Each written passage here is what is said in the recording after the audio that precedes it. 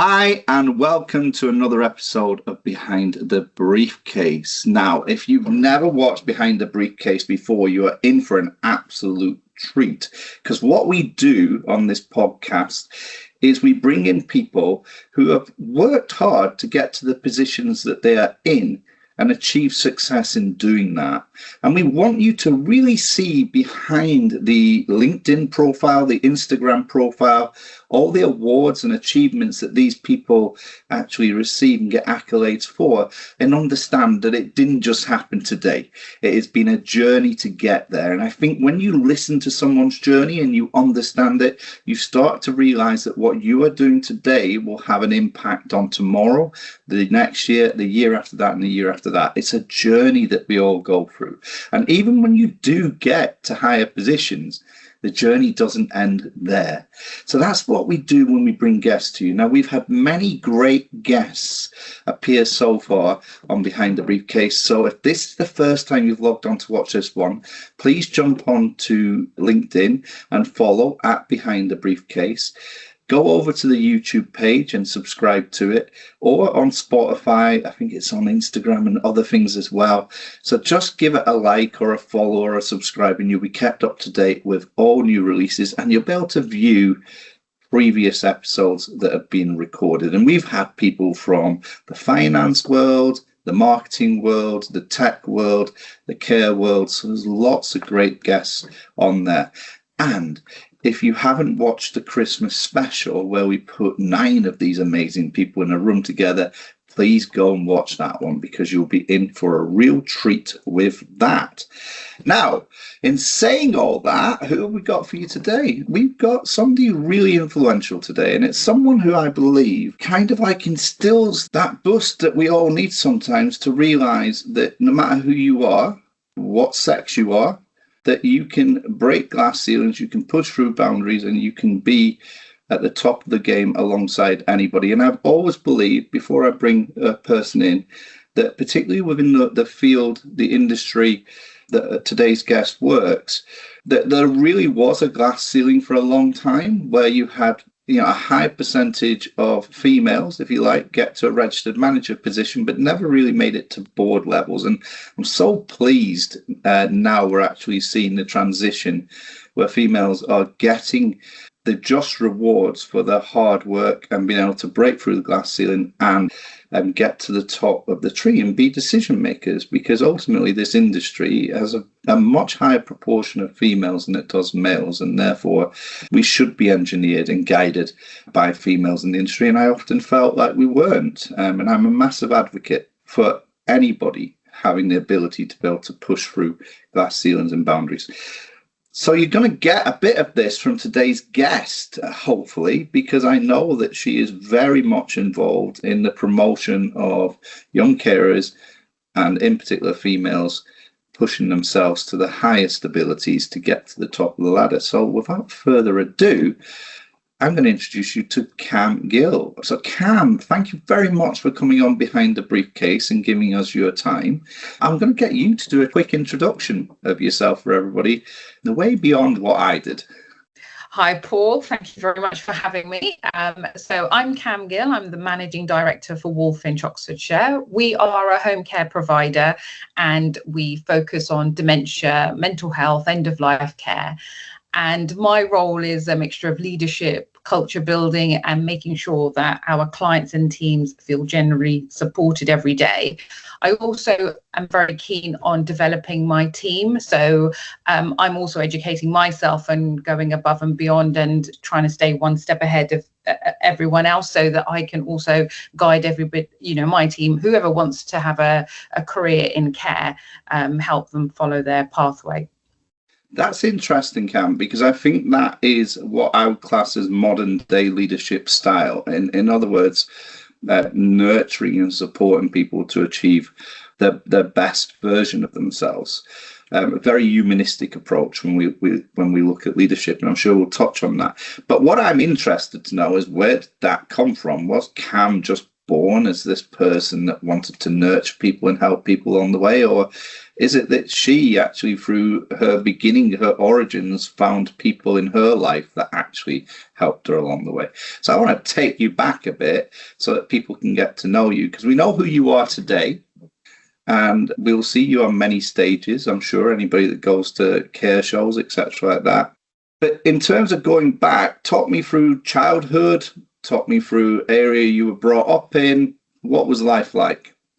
So I'm one of 4 children. My parents were first generation from India, from the Punjab. My mum came in the UK when she was about 13, and my dad came just before he got married, early 20s. My mum, it was an arranged marriage, so they didn't see each other until they sort of a few days before they got married. And my dad, when he came to the UK, you know, his dream, I think, was he wanted to be a literature uni lecturer in India, but, you know, his parents had other plans for him. So he came into the UK and he worked in a factory where my mum worked, and my dad very quickly realized that, you know, he doesn't want to be an employee. And so while my mum was working at the factory, they had me a year or so after they got married, and my dad then started doing shift work opposite my mum, and then he started setting up a market stall on weekends. You know, mum would have me and dad would be at the market, and he would, you know, he started very small and then started building up the number of days he would do, and then he eventually left working at the factory. Mum carried on. They worked opposite shifts with us children so that they had 3 daughters initially, and they didn't want to send us to babysit, so they worked very hard. And that was in Maidenhead. Then my mum and dad, you know, Asian family. My mum wanted a son to carry the family name and all of that. So my brother eventually came into the picture 9 years after me. And then we moved into Middlesex, and mum and dad had a shop. So that, again, they both worked. Mum had a shop, dad was doing the markets. And so I know about retail customer service from a very young age, you know, standing behind a till, working after school and weekends and helping them out. And then, you know, my dad didn't want me to go into a mixed secondary school, so he sent me to a girls' school. And that was quite difficult because, you know, girls can be very difficult, and, you know, everyone was from a strict background at that point. You know, a lot of the parents were first generation, loads of Asian girls, and it was very difficult. You know, I wasn't very academic, and I really struggled in school. A lot of the teachers were male, they were expelled. We had free periods because we didn't have a teacher to teach us. So my GCSEs, I had to really teach myself. So got all the syllabuses, and I did the best I could. And I came out with C's, managed to get into a mixed secondary school near home. And because my dad found out about what was going on in school, because I was too embarrassed to tell him that the male teachers had misbehaved with female students. And so I had that sort of, that culture boundary, you know, certain things you don't talk to dad about. So anyway, I didn't say anything, and he eventually found out from another family friend, and we moved schools. And that was really difficult for me, because going from a girls' school for, you know, all of my secondary school years, and then going in to sixth form with grown men wearing suits, feeling really intimidated. And then in my first day at that school, I was in a classroom really nervous, and I couldn't follow anything that was going on in the class, because, you know, my foundation was, I didn't have anything, so I felt like I didn't know anything. These guys, the school had a really good Ofsted rating. Everyone had a really good foundation. So I struggled, got through my A levels, barely passed, but I did get into university. I wanted to do dental technology. I did get into university. Only reason I got in was because in Cardiff, that was the first time they were doing the BSc for dental technology. So that worked out really well for me. And I got into uni. I got rejected by Manchester, obviously, because I didn't have the grades. I knew that, but Cardiff took me. I went there, and that was really tough because, you know, growing up, I didn't really have a social life, didn't really go out. And then all of a sudden, my parents left me at Cardiff University in the halls, and now I've got to fend for myself. So that was really hard. But I really enjoyed it. The people around there were really nice. I worked hard. I focused. So I was on, there was less subjects and stuff. So, what I was studying, I was understanding. If not, I was speaking to the lecturers. And I came out with a 2-1. It was a really intense course. It was like full days apart from a Friday, not like my children now. They have like 2 lectures a week, But it was really intense. And I thought I was going to, carry on in this field. And then I got married, had children. I lived in India for some time, and then decided that, when my youngest was 1.5 years, I was thinking, like, I can't be sending them to school here. My eldest started going to school there, but there was so much competition. Any dinner parties you'd go to, they're all like competing about, what stage your child is at and tuition. I'm thinking, like, my son is like 4, and the teachers are asking to back count from 20 and then telling me in a shopping mall that your son's handwriting's crap. I said, why is he even holding a pencil? This, and I knew, because obviously growing up, I've been to India a lot, and I know that education is everything and everybody's in competition. I was like, you know what? I struggled with schooling, and my husband at the time, who's my ex-husband now, but at the time he also wasn't very bright, but he was a dentist, he got by. So we moved to the UK, and we had a little rundown paper shop in Wales. I loved it. The people were so nice. It was my sort of thing. And I knew shops, so, I could do that. It was easy, but the hours were long. It was 7 days a week, which was hard. And we run that for 4 years. We'd done it up. I got help from my dad. We redid the shop, turned it into a big convenient Premier store, and then sold it and moved back closer to mum and dad. So, and then I tried going back into dental technology. Tried that for 4 years, and I was so far behind because it'd been an 11-year gap. And when I got married, I didn't practice anything. It's a practical course, I really did try, but my boss wasn't very nice, and he made it really difficult. And when it came to the 3rd year into it, I was nervous going in. I was nervous doing anything, and I hated how it made me feel. And then my brother had just gone into domiciliary care.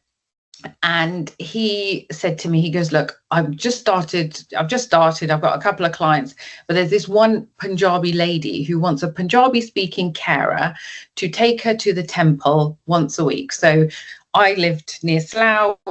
She was in Abingdon in Oxfordshire, and he goes, you just need to come to her house. She wants you to do a bit of cleaning and then take her to the temple and then bring her back home.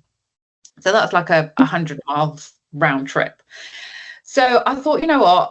I'll do that. So I was working 5 days at the dental lab, and then on a Sunday I would do that. So Sundays used to be football day. So then I'd organise, either my dad or my brother said, well, if I'm doing that, or if my husband was working, he works shifts, somebody's going to have to take my son to football, and it has to be a family member because I want it to be one of us.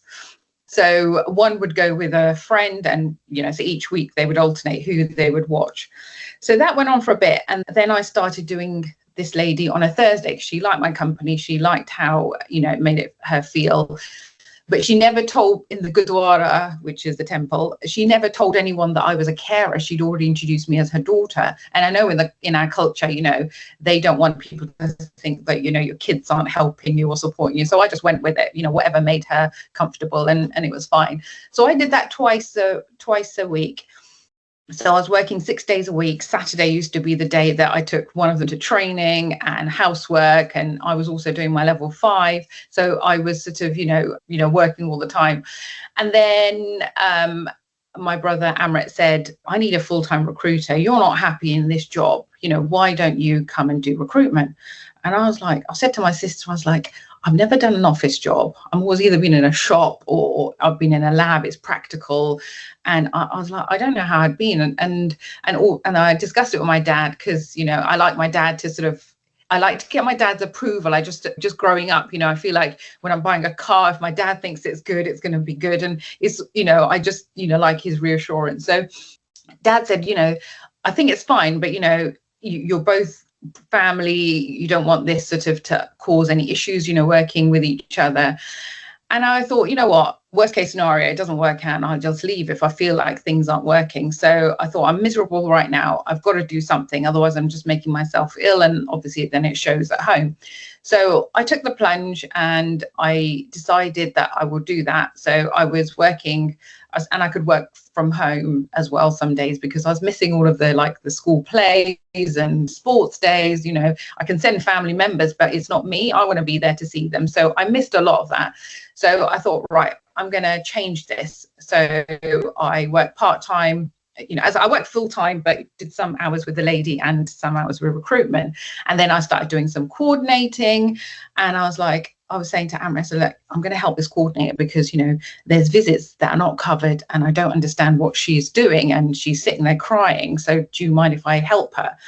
And so I started helping her. And then the first time I ever did it on call, I wanted to shoot myself, because, if you're not coordinating yourself and you don't know what the hell is going on. And then, my brother, after a Christmas party, he said, oh, I'm going to be so nice to you guys. I'll take the on-call. And that was the biggest mistake. That was the first weekend he's ever done it. And then he ropes me into it because he's got a date with his girlfriend. And he goes, look, I've done it on Saturday. Can you just please help me Saturday night? Because, my girlfriend's going to dump me. Because he was also running a restaurant. And so I did on call and it was absolutely horrendous. And I was like, this needs to change. This whole rostering thing, this is not working. So as well as doing my recruitment and helping this lady, I started getting my foot into learning what rostering was, how it could be made better, how to speak to the carers and ask them, look, guys, I know you're doing this, but could you possibly help me here? And I can give you some time off next week and blah, blah, blah. So I started doing that sort of thing and that started working. So I also doing my level 5. Amrit mentioned that, do your level 5, you're good at this and it doesn't look like you're going anywhere anytime soon. So I started doing my level 5. I cut out my Sundays with the lady and I introduced another Punjabi carer so I could go back to doing the football and all that, because that was really important to me. Even though I work long hours, I would make sure that I'm at home to make dinner for the kids, help with them with their studying, because I have 2 boys. They don't like doing homework, and they had their kickboxing and football training, all of that. So I was always around for the evenings and weekends. I'd made sure that I was there to do all of the football and take them to their friends, and even though I've had such a busy work life, I have always ensured that I'm around for the children and their kids, their friends. I know their mums. If I'm sending them for a sleepover, I know who they're going, where they're going. So I think for me, it's been, learning loads over the years. But then after I finished my level 5, Amrit was selling Shore Care, and then I decided to move away and set up a new branch, and started with me being the provider, the RM, the carer, the recruiter, the coordinator, everything. So any care packages that I would pick up, I had to work it around what time could I get to Oxford, because I live in Buckinghamshire. So I would only do Monday to Friday visits. So I just sold what I could do while I was recruiting. And obviously when you don't have any clients, you can recruit carers, but they're going to leave because you don't have any hours to give them. So there was never it was really difficult initially when you start to get that balance. And that's a sort of, when I speak to the new franchisees for Walfinch, I say initially it's going to be really hard to get that balance. So I had one package which, I got an inquiry. I was sitting at home, doing my recruitment, and I got this inquiry at 3:30 in the afternoon. I thought, right, I said, I'll come and see you right now. So within an hour, I'm there doing an assessment, and I managed to sell 7 hours a day. Somebody, in a really affluent area, I had this carer, got her in there, but she couldn't do a couple of weekends a month because she was going to some concert or something. So what I did is I had some contacts that I'd made in Oxford Brookes, nursing students. So I sold them live-ins for the weekend to say, well, why don't you try live-in? Because, long run, that might work. So I just used to just try whatever would work, because I knew I couldn't commit to weekends, because if I start doing that, I'm taking stuff away from my children. So I think it was just each time I was just, thinking, right, what's going to work here? What's going to work here? And that's how I sort of grew the business, and the carers, I've personally spent a lot of time understanding, learning, because I know if you're a mum that it's important that they go to their football training on a Wednesday night and a Sunday morning. So I think and ensuring that the team that I have created understand that as well, because otherwise we're never going to have any staff. The clients are not going to be happy because the carer I've sent in is miserable because she wanted to be somewhere else. She's going to probably tell the client that, oh, they rostered me in when I've already asked them that I needed to do this. And so I think it's looking at the bigger picture, and sometimes you do get stuck, and just being honest to your staff, saying, I'm really stuck here, but can you help me this once, and I'll try and give you some extra time off or whatever. So I think it's been a real juggle. And, there was a time where my son became unwell and he needed surgery. He was diagnosed with a rare type of cancer when he was 13. And I had a few clients, not many staff, and he had to have surgery, and I had to organize it because I was the only person. I was a one-man band pretty much. I had to organize it on a bank holiday weekend, when the day before that my other son had his GCSE results, so I wanted to be there for him, and he had surgery. It was over a bank holiday weekend. I had less clients to cover, and it was just sort of multitasking and getting things done. So I think I've learned a lot over the years, and learned how to be supportive with the staff, because if you look after your team, they're going to look after your business, aren't they? Absolutely. Cam, there's so much that you've talked about there that I want to just unpick little bits at. But, what a journey. The thing that was striking me is there is someone else that I know who, single mother, went through a relationship breakup, started doing domiciliary care just to make ends meet, just to provide meals on the table for a young child. And she's built her business up too. And a lot of things that you were saying, it's a similar sort of like story. It was sort of like day to day, almost sort of like playing the game is probably the wrong one, but hustling to try and get it all to work, and to still at the same point be the mom, and not necessarily having the support mechanism around her to actually allow that to happen. But at the same token, the bit that you said there that I absolutely love is the transparency with your team, because I've always said your team is always looking at you, and they're always looking at you for inspiration and motivation. But they also, if you have such a relationship with them, they will know that there's a time when you need to be inspired and you need to be motivated. And I think when you have that close relationship with people, and people know your story and what you do and how you're trying to balance and all and the why, then you'll get a lot more from your team, particularly in those moments where they have to jump in and help. I just always think that I don't have that. I have a similar story myself, but I don't have that particular story, because in all the businesses that I created, I had a supporting wife. I had a supporting family around me. So I was literally allowed to just go off and be me, and almost be seen by everybody else as, oh my goodness, Paul does all this for us, and look how hard Paul works and everything. But actually, I had one thing to concentrate on, and that was business. Whereas I look at people like yourself and say, no, you had everything to try and balance and still manage to find a way through, because there must be moments in that, particularly as you spoke about your son, where it tested you to the most that anybody could be tested. Yeah, it was tough, and I think just growing up watching my parents, because I could read from my dad's face when we were younger that there's some issues, there's financial issues, or something's not going right, and I always saw how he just held himself together and just, we don't give up. And I think I've instilled that into my sons. Both of my children are not very academic; they've gone to uni, but but they're very open with me. They'll call me up and speak to me. So, I'll get a call from my eldest son, had called me up and he goes, I didn't do really well in that assignment. I tried really hard and I really thought I was going to get a better grade and blah, blah, blah. I need this to get my 2-1. And I said to him, look, Manny, that's done now. We can't do anything about that. So I said, that's done. Go for a run, go to the gym, take that frustration out. And tomorrow's another day. Next assignment, pick up on what you've not, where you've gone wrong on this one, and just figure out how you're going to do better next time.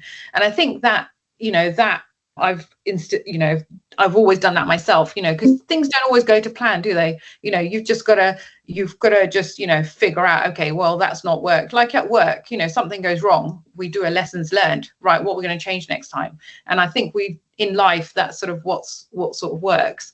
I think on that, Cam, because some of the things that you were saying right at the beginning in relation to education, and you've just repeated it there, I can connect with that. And I know so many people that can, because if I look back at my own schooling days, I hated school.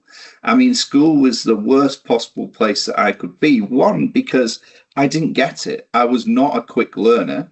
And two, because of that, was put into lower sets. Three, it didn't interest me really what they were trying to tell me. And they didn't figure out my way of learning, but also it was a bullying fest as well, So there was nothing comfortable for me in terms of going to school Saturday and Sunday. And I was what I would class as a grafter. I'd come home from school and I'd work. At the weekends, I'd work. And this was from a very early age.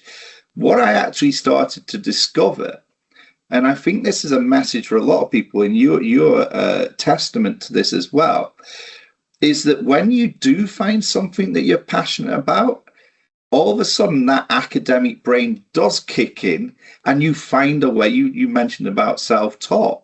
I self-taught myself most things because I wanted to at that moment in time. And it's why I went back to education at a later date and done my teaching degree, which is madness that I was actually thinking of becoming a teacher and have gone on to be that. But I needed to teach in a way that it was teaching me. So I'm someone that if you give me the problem, I will find the answer. It might not be very quickly, it might not be straight away, but I will reflect on it and reflect on it and reflect on it. And I will start to then look at different scenarios to figure out, okay, where are we at? And in business, that's what's boded me well. And I think for a lot of business people, they may come across as being academic, but they were not your traditional academic types, because we have to think outside of the book.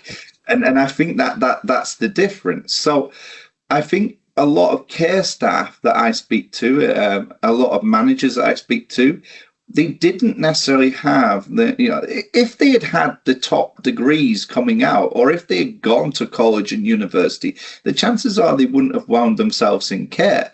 But what I always say to people is, if you fall in love with care, if you realize that that is your career pathway, then you can become the expert within that industry very, very quickly. And you're a lot smarter than what you think. It's just you're not the traditional mainstream education style, which is why most people that go on and become entrepreneurs or work for themselves, they're normally people that have figured it out themselves. And they employ the people that got the A's and the B's at that point in the bigger positions. So I've always been and as you were speaking, sitting there saying, learning doesn't stop. You've just got to be excited by it, because if you're not excited by it, you ain't going to do it.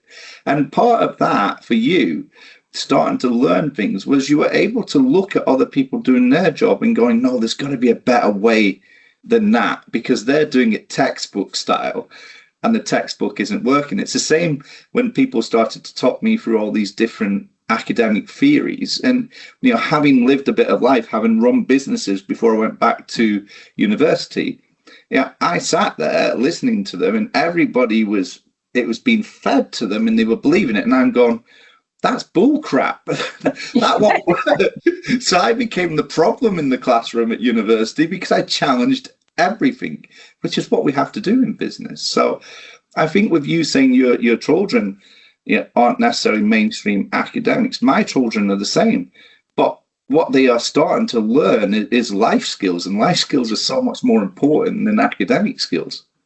100%. Yeah, I mean, when my son went traveling and, he wanted to go traveling after uni. And I think those sort of things also teach them so much of learning how to look after themselves, how to manage on that small amount of money they've got left because they've overspent, but they've got to figure it out. And then coming back and using that experience in their real life and appreciating what they have around them, because, some of the places they've seen and how people are living is quite frightening, really. So I think everything we do and everything we do with our children, I think and we learn from our children as well, right? There's so much we pick up from them on a day-to-day basis as well. So it's interesting, they teach me like technology, because I'm like, the other day I was trying to say, how do I make this video on, because everything's about social media, isn't it? Or how do I do this, or how do I dub the voice? And so there's so much we teaching each other, and I think having that sort of open relationship with the younger generation helps us as well as helping them. Do you know, though, parenting, interesting, since I've been doing these podcasts and really sort of like getting deeper into people's backgrounds, the one thing that is shining through so much is parenting, and it's reflected on me as well, because I think as a child growing up, there's different periods in your life. There's the love period of that's my parents. Then there's the emotional period where you're starting to find out who you are as a person and gaining influences from other people. And that doesn't align to your parents. So therefore, now we've got pushback against the parents and their ideas. And then there comes to the point where I know better than the parent, so I'm not going to listen to the parent. But as you actually develop more, you go full circle back and realize everything that they did, every action that you've seen, is what has actually developed you into the person that you become. And you mentioned about your dad being a hard worker, and your mum working hard, and them swapping shifts, and them keeping a family together. All of that is instilling into you the importance of the value of that, the need for that. And I can say the same. My dad, he went out in the morning, he came home late at night, he never stopped.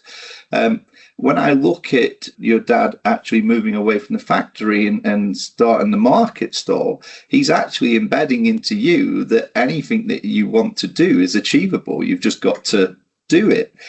And if you look at your career, you've gone into the employment, then you've taken on different job roles to learn your skill sets, and then you've got to a point where you've gone, I'm ready for my market stall now. I'm ready to actually go out and do it. All of that has come from childhood. And I kind of think, I take my own son again into this, that it's similar. For many, many years, I thought he wasn't interested in me, hated my fashion, hated the way I looked, hated everything I said. I bored him to death. And now he is a top seller. He's really, really gifted at selling. And when I actually sit down and ask him where that's come from, he'll say, I watched you sell all your life. Now, I was never a salesperson, but what he realized is to sell, you need credibility. You need to believe in the product that you're selling. And that's powered him past so many of the people that watched The Wolf of Wall Street and thought they'd go into sales as a direct result of that. I kind of look at it and go, oh my goodness, you were listening, you were paying attention, you were watching. And I think that's a good message for parents as well. When it's tough, when you don't think you're getting through, you are. It's just sitting in the subconscious, and at some point it'll reveal itself and help that person's development in life. So I think people look at you and go, yeah, the kids will look at you and go, yeah, my mum worked her ass off. My mum ventured out. My mum took risks. My mum changed and pivoted her career.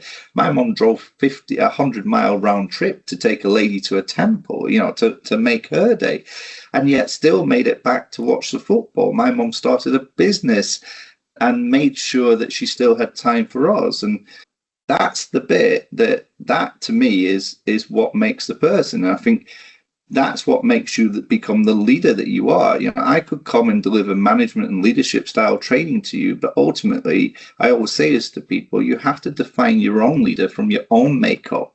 You're developing yourself in the first instance. Who do you want to be or become? Don't do it because you read some book and that's all of a sudden who you want to be, because you'll be a fake version of that. You can take hints and tips, but actually, the nurturer inside you is what's going to nurture the team, and you've been nurturing all your life. So I just think your story is very fascinating, and it's not often that we have the opportunity to actually sit back and look at our lives and go, oh my goodness, that is how I was built. Yeah, Yeah, it's a journey, isn't it? And it carries on, like I said to my children, I said, look, my eldest son is like trying to find his feet, trying to, he went into a couple of jobs, and he was in probation, and it was sales. Sales is not his thing, but I wanted him to learn from, himself. And he called me up and I was getting my car service. So I was sitting in the waiting room, and he calls me and he goes, I just got fired. There was 5 of us, four of us have got fired. And he goes, I'm on my way home. I was like, okay, I'll be home shortly. And I quickly called my brother. I said, right, you're a guy. As a mum, because this has not happened to me before, what should I do? And because my dad has now, in his older age, he's become too emotional, and he gets so upset about things, and he's become more of a woman, I would say, really. And so I thought, no, I need a man opinion. So I called my brother, and he goes, look, the best thing you can do is don't say anything, give him his space. You're going on holiday on Friday, so this is the perfect time. He can just switch off, rethink things, and then when he comes back, he can think. Just don't tell him to apply for more jobs or whatever. So when I got home, he hadn't arrived yet. So he got home and he goes to me, he comes in, and I give him a big hug. I start crying because I cry about everything. And he's fine. He goes, so on the way back, I called a couple of recruiters. I've got 2 interviews booked. And I was like, oh, okay. He goes, yeah. He goes, no, I'm just, I'm going to go to the gym, clear my head, like you always say to me. And he goes, then I'm going to come back, and tomorrow I'm going to just start bashing out the phones and stuff. And he just got on with it. And I speak to my youngest son. I said, look at Manny, he just gets up and gets on with it. I said, and they're very good with each other. My eldest son, they both went to same uni for a year. They had a year together. And my eldest son helped my youngest son because they both love football, and he got him in the football team for Reading. But my eldest son didn't get in, and he was so upset. And I was like, I wish you both didn't get in. Either you both got in or you both didn't get in, because now he was upset and he'd got in, and he's going, well, it's not my fault. They picked me and I'm playing and he's not. And Manny was a bit upset. And it's just like, I was like, I suppose everything, it happens for a reason. And yeah, but I think it's something I often say, and I'll say it to people that I work with. Every failure you have in life, and I'm not going to renounce the word as some people do, that there's times where I've failed drastically. I've made the wrong choices, the wrong decisions. But you mentioned it earlier about that lessons learned, but we have to do that in life in general, because that, to me, when people talk to me about resilience comes through failing. If my life was a bed of roses from the moment I was born to the moment I passed, I will have formed no resilience whatsoever, because I've never been in a position where I've had to come back. I've never hit the bottom and had to work back up from there. So often I think what we can do as parents, and I'm testament to this, is that my children never got brought up with the same childhood that I had, because they got brought up where, just to give you an example, I remember opening a Christmas present on Christmas Day, and basically my mum and dad had wrapped up my brother's bike to give to me, and he got a brand new bike. Now, I was just, people in these days would go, what? I was like, I've got a bike, right? It didn't matter who it came from, because we didn't have much. And certainly periods like Christmas and that was the one presents on Christmas, you got presents on birthdays. The modern day child can get access to anything at any time, and I think the modern day parent wants to give them that access to everything, so we don't actually build up an immunity or a resilience within them. But again, they are watching all the time, so everything that they've watched you do in their life, and remember, from 3 years old, their memory can go all the way back. So from 3 years old, when they start collecting those memories and they start to become informed or formed, that's when they've started to view the world and start to see it as it is. And that resilience that you talk about, how he came out of there and he started making those calls, that's not because someone told him, it's because it's within him, because he's watched it all the time. And that's the key bit. And I think sometimes we've got to realize that we don't need to hold the hand on mollycoddle them or advise them all the time. We actually have to let them have a go. And that's the same with work teams. We actually have to allow them to fail. Now, as long as it's not catastrophic and it doesn't put everything at risk, the reality is, I think the different style in leadership is the old style would be, let's beat them down. And hopefully that will be a lesson that they will never do again because of fear. Or actually, let's let them discover why it was a screw up in the first place. Let's let them. That's the hardest part as being a leader is, when you're a doer, you just want to get on and just get things done. And that's the hardest part. That for me has been, stepping back and being more of a coach and trying to let them figure out themselves, because that's how they're gonna, either they're gonna figure it out and they're in the right job, or because for me, having those tough conversations is the hardest bit ever, and I've always avoided them. But recently that's something I've had to do, and I've usually just brush under the carpet and I'll keep going. But actually I learned that I can't keep avoiding, because it affects the culture in the setting. But yeah, I think we've been implementing traction in our work, and every 3 months we have our meetings where we plan out where we want to get at the end of the year and what we need to implement. So on our weekly meeting, everybody has a number. So we've used all of this information to figure out, right, who's in the right seat, who needs to go. And I've had to have those difficult conversations, not because I don't like them, but just thinking that, for this business, they're not the right people. Offer them, right, this is the right role, but they don't want to do that. But then that's fine, help them move on to the next role. And I've learned, like back in the day, we supported a gentleman. He was a young Asian guy, worked in Bicester Village, and he had got mixed up with somebody stealing, and he had a criminal record, and he hounded my brother for so long, saying, just give me a chance. And he was like, he's an Asian guy. If somebody doesn't give him a chance, he's not going to be able to have something on his CV to move forward. So the deal was, he wasn't a driver. The deal was, you want to be a coordinator, we're going to give you 6 months to try it out. Need you to drive, and because obviously you'll need to cover calls or whatever, and if your coordinator is not a driver, it's not really going to work.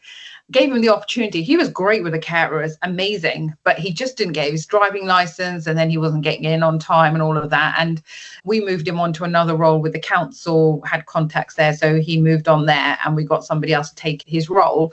But I think it's about giving people chances. It's either going to work and do really well, and I've had other members of staff who come not from a care background, come in as an admin role, thrived, done coordinating, done recruitment, done compliance, and now have set up their own Walfinch branch. And others that have started as a carer said to me that actually she only wants to work Monday to Fridays, and I'm going to leave. And I was like, hang on a minute. I take personal offense when somebody tells me they're going to leave. They like the job, they like the clients, but they need to leave because they only want to work Monday to Friday. It's like, actually, you're an intelligent girl. She's got a degree from Indonesia. And I was like, I'm looking for another coordinator. Why don't you try this role? I think you'd be really good. It's Monday to Friday. You've got on-call people that would cover the weekends. And she came on board. She had done a year of care work. She's now over 2 years in this role and doing her level 5. And another person who we supported supported her mum in the last days of her lives. She came on board because she was a teaching assistant. She said, actually, I loved what you guys did with my mum, and I think, this is so rewarding. I want to come on board part-time. So she was still doing a teaching assistant role part-time with us. After 3 months, she said, I want to come on full-time. And now she still does care, because she still wants to go out and see the clients. She also is my events coordinator, and now doing her level 3 as well, because she wants to sort of progress and go on that journey. And I say, I'm going to be 50 in 2 years' time. I'm doing my level 7 apprenticeship. I'm working full time. I'm also doing my level 7, also being there for my children and my parents. And it's doable. I'm a very organized person. I've got like months ahead. I'm organized. So I think with my team, everyone, their calendars are organized, their meetings are booked in advance. It's just, it's coaching and helping people. And sometimes it doesn't work. Sometimes people clash, don't like the way you work, and you just can't take it personally. You've just got to, some things are meant to be and some things aren't. Whenever I've done coaching or mentoring, particularly to directors, MDs or CEOs, I've always said, listen, your fundamental job is that your job is to work on the business, not in the business. 100%. Yeah. And that's means that every decision you make has to be for the business first.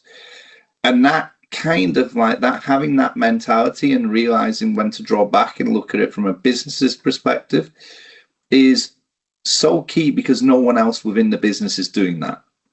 And therefore that helps to have those courageous conversations.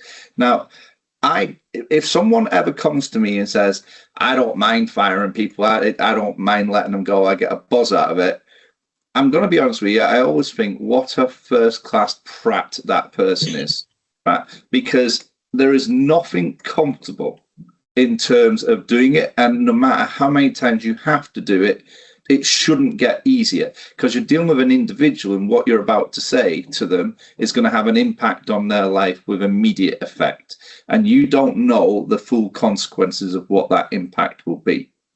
That said, I've always had this belief: if you put a set of handcuffs on me, I cannot help you. So don't do something that I cannot do anything about to move out of that position.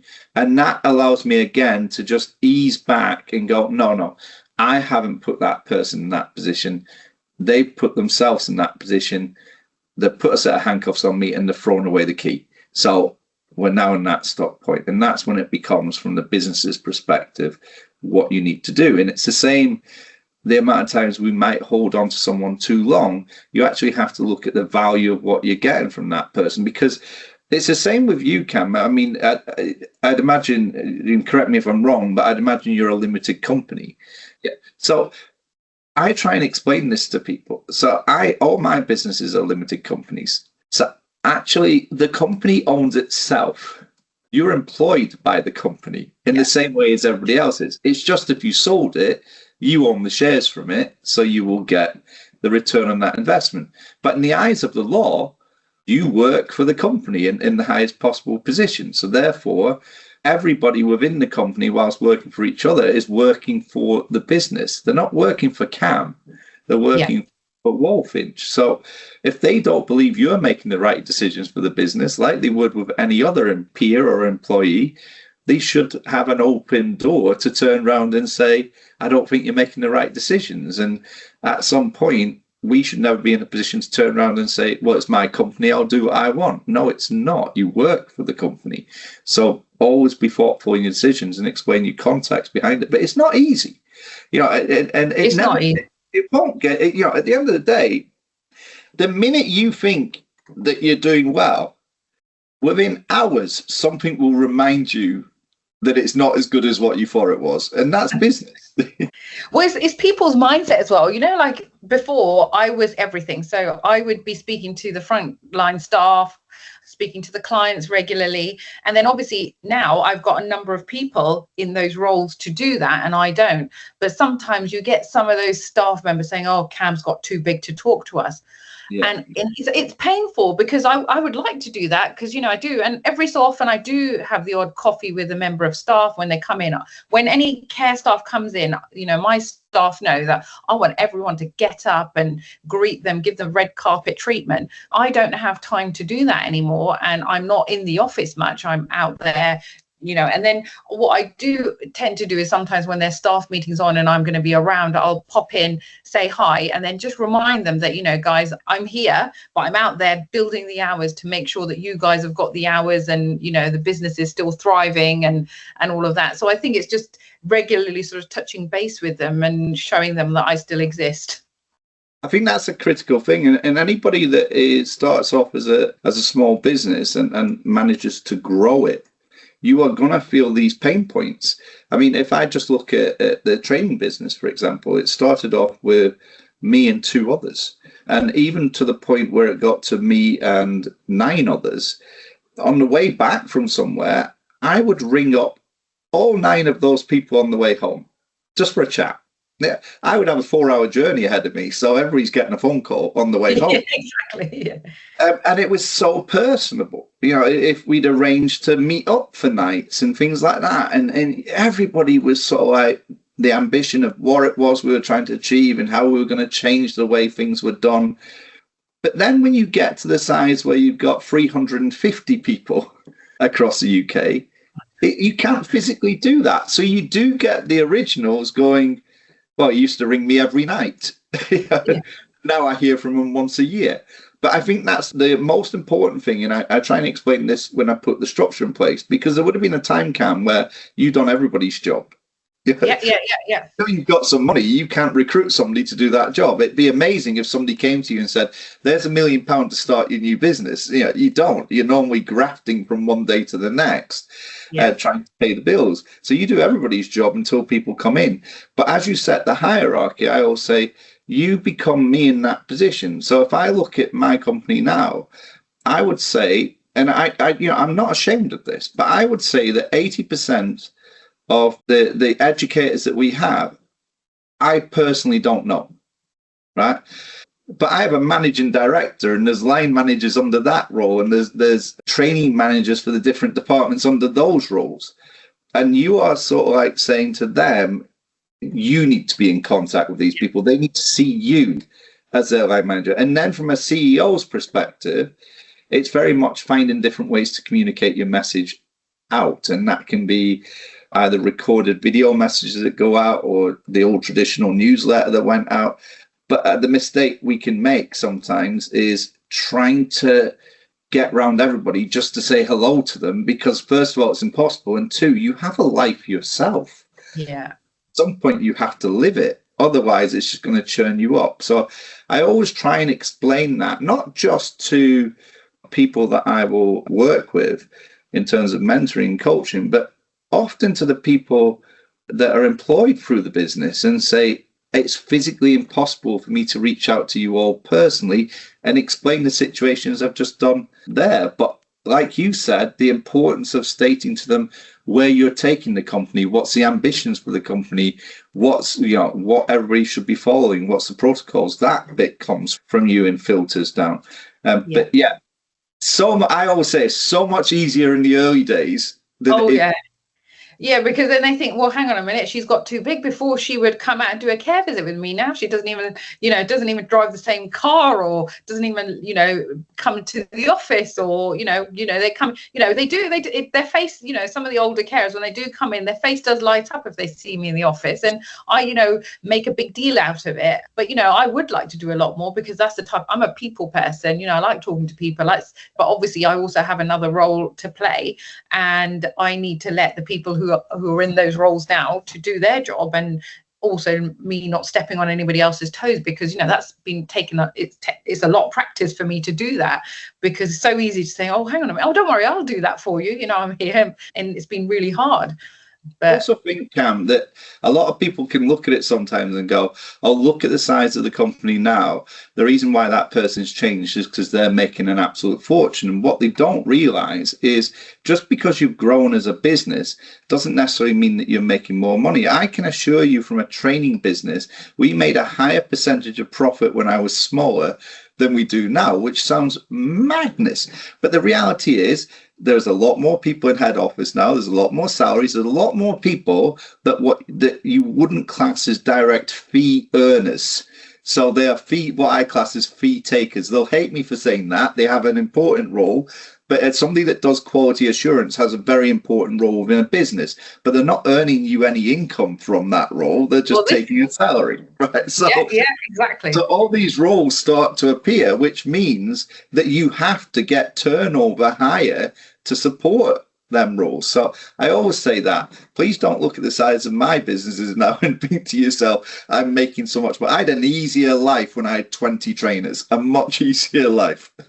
It's like when the carers see, if they don't generally, but I remember when we used to have the paper contracts and the clients' files, and they'd by accident see the clients, what their hourly rate is, and say, hang on a minute, you're paying me this much, and what, so you're making that much money. I was like, hang on a minute, this money is covering my salary, the office team, the supervisor, the PPE, the CQC, the insurance, and all that. And I said, actually, we're on a really low percentage. And I said, your cost is not just that, it's also the national insurance, and you're actually costing me this much.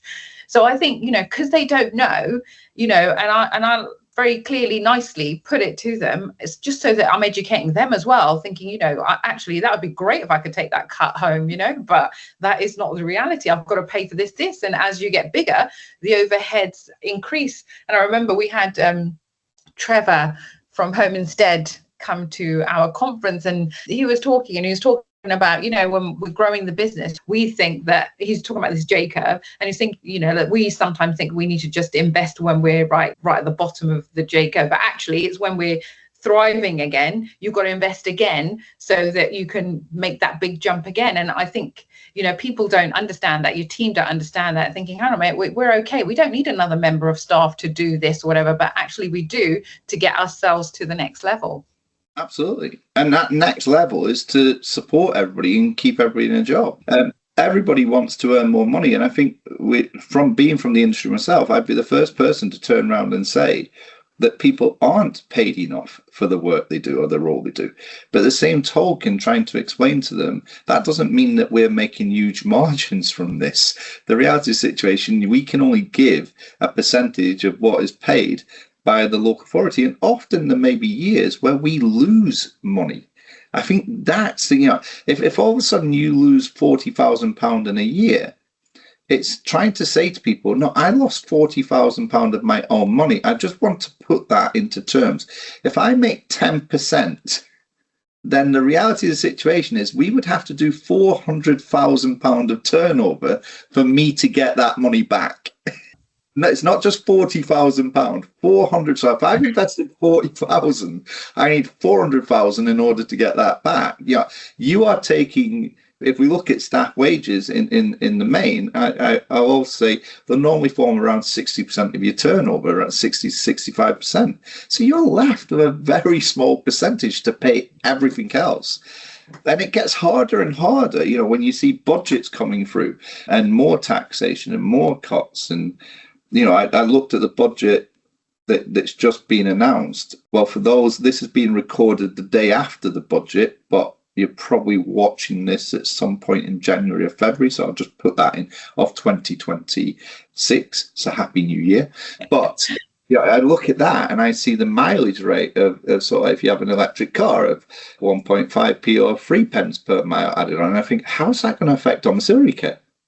How's that going to affect haulage companies? Or even if I look at our own business, we 350 trainers traveling up and down the country every day, doing hundreds of miles.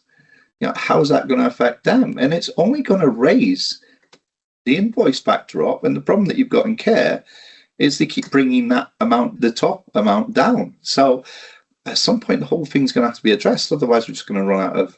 And I find it really hard. Every time I've got to put the hourly rate up for the clients, I actually feel embarrassed that, gosh, because I can see that that's an expensive amount. But then I reassure myself, doing the mystery shop and knowing what other providers are charging. But it's hard. And I say to clients, because we do a lot of Thrive Clubs in the community. And the reason is that supporting people who are not getting out, to get them back out active, and hopefully that will prolong them then having to have care. So some of it's like arts and crafts, so they've got that mental stimulation, others physical activity. So we're doing about 5 or 6 classes a week, and my sort of motto is that if you come to these classes, we're funding them, it's a warm, safe space for you, but it might mean that if you're keeping yourself active, you might do this now another few days at home as well, but then you might not need care for a bit later, because we know how expensive care is, and what people are doing is they're not putting the care in a bit earlier on, maybe a little bit of care to start with,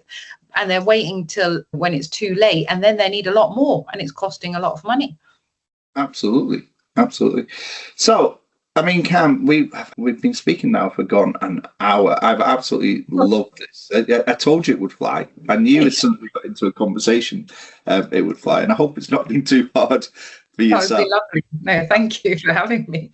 Oh, yeah, absolutely welcome. But there's a couple of things I want to touch on before I wrap this up. One is, you just mentioned about the wellbeing activities that you and your team are doing out in the community, and I think the incentives to people behind that are enormous. And I think that's where government doesn't realise that business does do a lot to support things outside of the original business. And if we look at charities, etc., like that, it's normally businesses that will support the charities more, or sponsorship, so grassroots football or rugby or cricket. So I always think if you hammer businesses too much, there's a lot more that you lose within a community as a result of that. But you have been recognised, I know, in 2024, if I'm right, you got recognised at the Dementia Care Awards. Yes, I got the Registered Manager Award there. The Registered Manager Award. So in the field of dementia, or for the activities that you were doing for dementia, yeah. And we were just starting. We were doing the arts and crafts at that point. So do you find that you are doing a lot more for people who've been diagnosed with dementia? Yes, so I do a lot of work with like Dementia Oxfordshire UK, and obviously there's not a lot going on in little villages. So what we found is that you go to these little villages, not a lot going on in the village halls, there's not much public transport. So we've sort of taken these to a number of places, the village halls. We've done the research, see what's happening, where the gaps are, and we've tried to plug the gaps. So in the winter months, we'll do a soup lunch as well after the exercise class, because it's nice. They've done an activity. Rather than having tea and cake, they'll go into the other hall and they'll then have hot soup, bread, and then more people will come just for that part of it as well. So it's just been amazing to see how many people actually, and our exercise class on a Thursday, one of the classes, we've got over 20 people that are coming in. It started off with 1 or 2, and we used to go in for the pictures to think, well, we need to fill up the class because I've got a photographer coming. If nobody turns up, I need some pictures and I'm paying the photographer.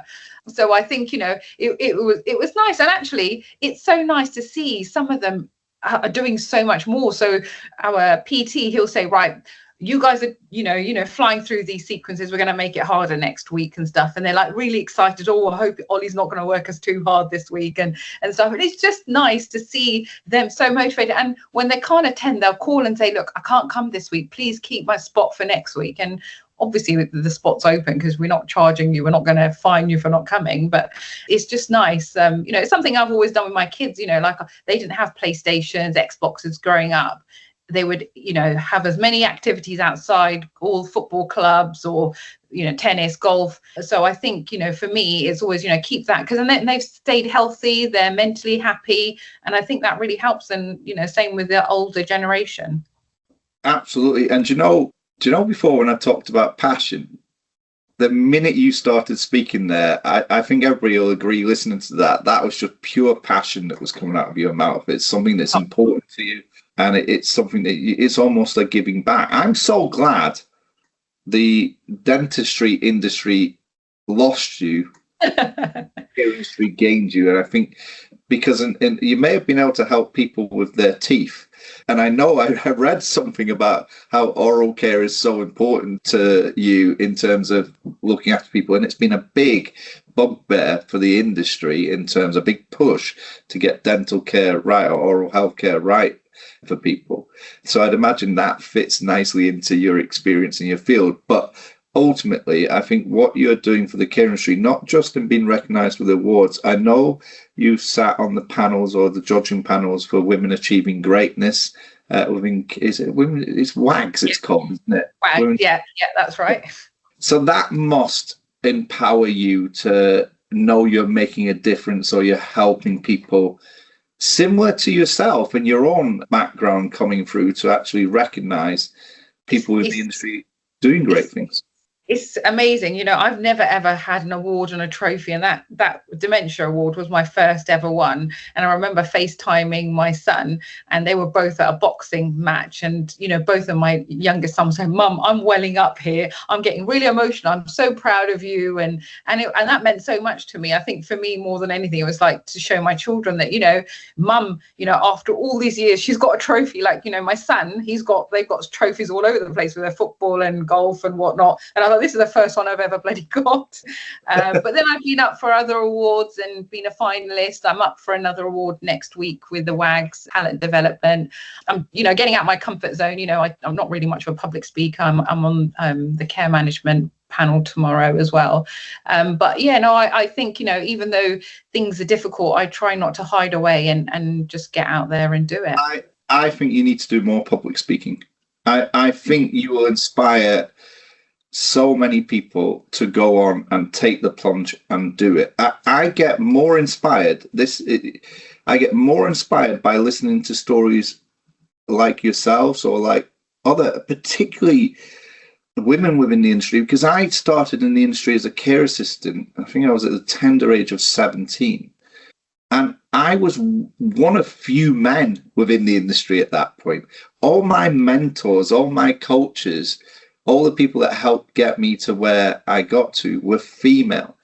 And yet I found myself climbing the ladder much quicker than they did. And I'm telling you why. It's because I was male.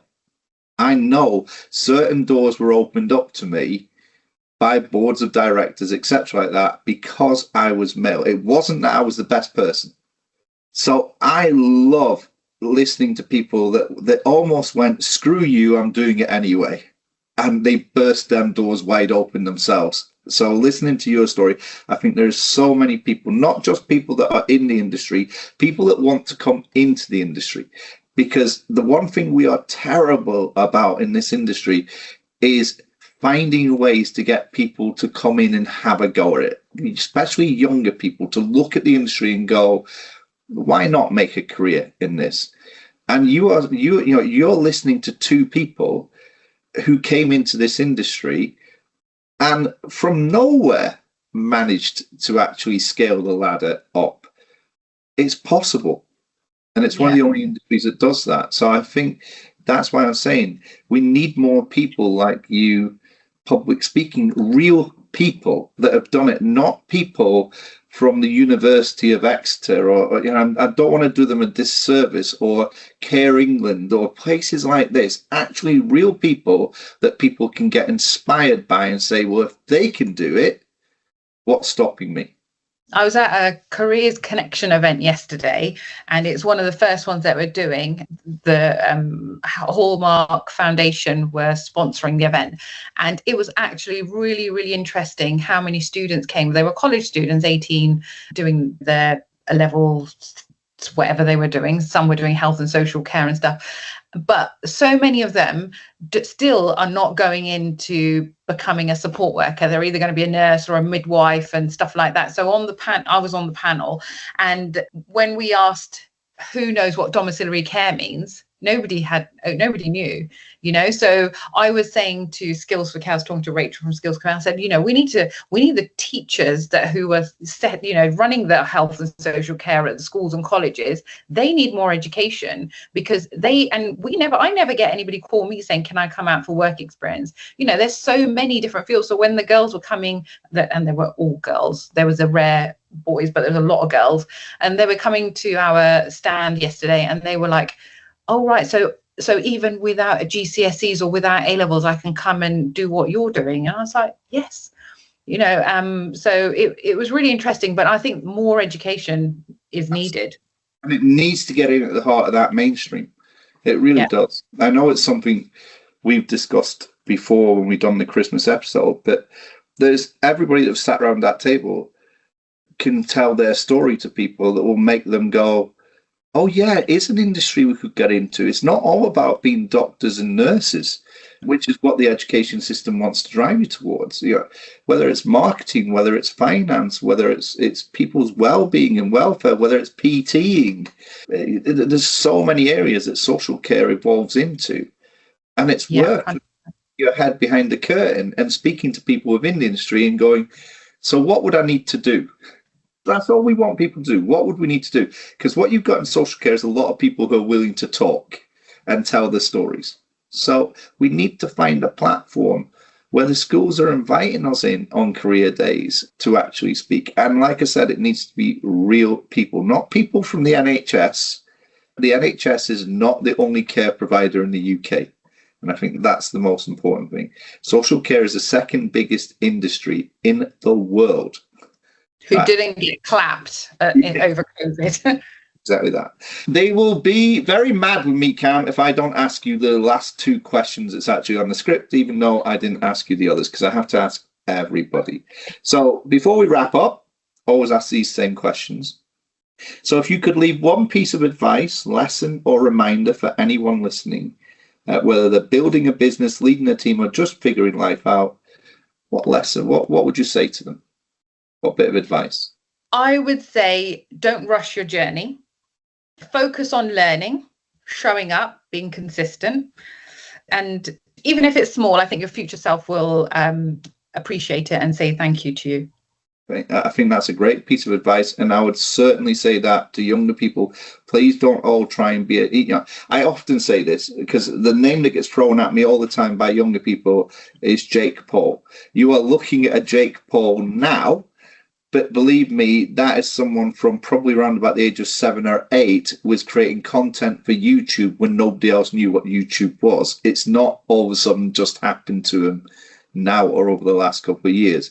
There has been a journey. He's learned his trade, he's learned his skill, he's learned how to get viewers, he's learned content, and for that he's reaping the rewards. But the learning part is so important, because in all that time that system would have changed multiple times and he'd have had to have learned new ways to create. So it takes time, as you said.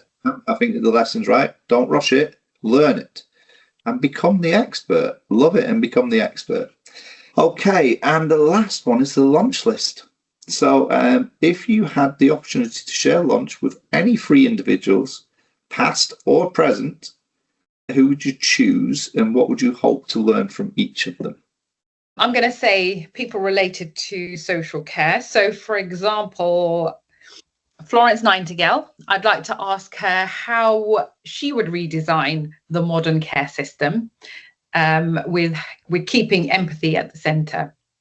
And then Barbara Windsor, obviously we all know her story. I'd like to understand the personal side of her dementia and how her family had to navigate through that emotional journey, because it's not easy. I see families and it's painful. Obviously, I don't have a family member there, but I've seen many and I've supported many people. So it'd be nice to see how she sort of went through that and dealt with it, because, initially people always try to hide the fact that they've got this disease. And so, yeah. And the third one would be my future self in 10 years, who would then tell me what I should stop worrying about and what I should focus on more. I love that. You're the first person ever to do that. Yeah. Wouldn't it be amazing to look at yourself? Do you know what? You can kind of do it now, because I sometimes say, go back 10 years and look at yourself then and look at yourself now. And you will be amazed at how many life changes happened to you over those 10 years. So you should never look at today and say, this is what it'll be like in 10 years' time. No, history shows you, if you look back at yourself. Yeah, that's true. Those 10 years is unbelievable. And you don't even know it's going to happen yet. That's the most amazing thing. So whatever's happening to you in today's world it won't be what's happening to you in 10 years' time. No, definitely. Absolutely love that. Kam, thank you very much.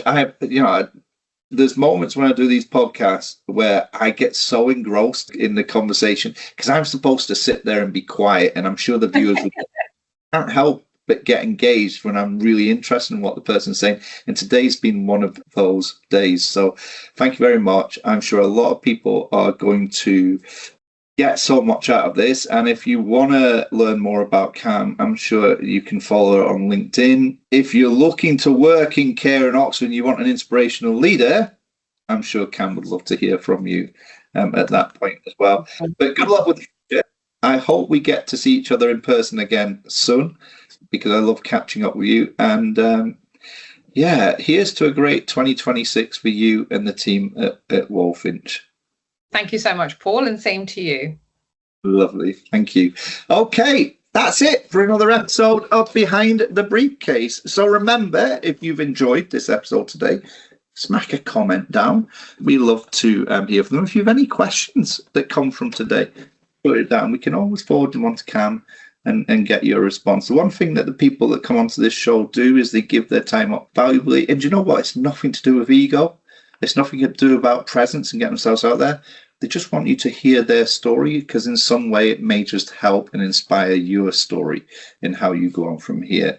So I've always said it's not business, it's personal. That's what we're seeing.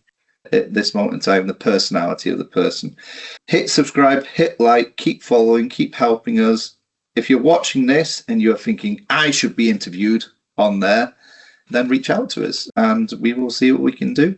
But yeah, until next time, have a great week and take care of yourself. Thank you for watching Behind the Briefcase.